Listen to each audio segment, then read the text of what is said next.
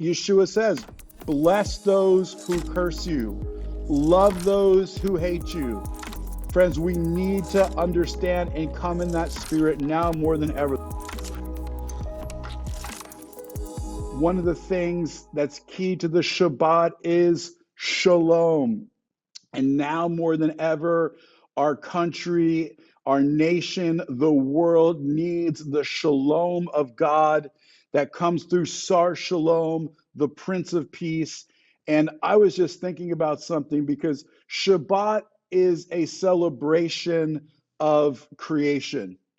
And in the very beginning of creation, the world was formless and void. It was tohu vavohu, and the world was formless and void. That's another word. Another translation is it was chaos and waste. God wants to create out of the chaos. God wants to create out of your chaos. That is the pattern by which God built in the very beginning and even what he's going to do today. But how was the chaos constrained? One of the key ways the chaos was constrained was God spoke. God spoke. Light came into the darkness, the Spirit of God hovering over the face of the deep, and order came out of the chaos. Light came out of the darkness. God's blessing began to come forth.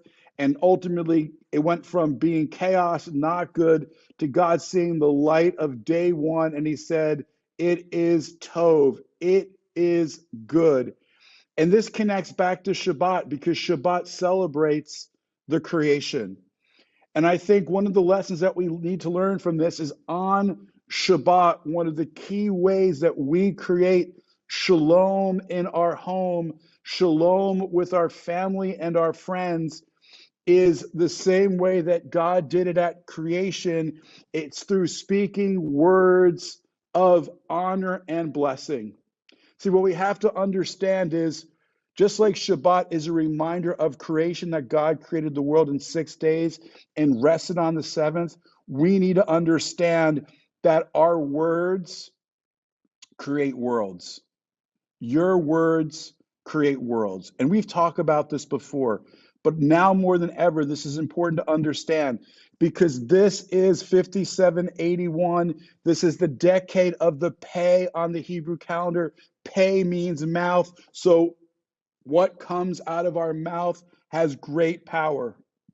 If we want to see the breakthrough, if we want to see the blessing, if we want to see order out of chaos, if we want to see light in the midst of the darkness, we need to understand that our words, the words that we speak, play such an important part. And just like you create shalom in the home through speaking words of honor and blessing, friends, we need to make sure that our words that we're speaking are words of life. We need to speak words that build up and not break down. There is a lot of nasty and negative words being spoken right now. And to overcome that spirit, this is just a reminder, we need to come in the opposite spirit.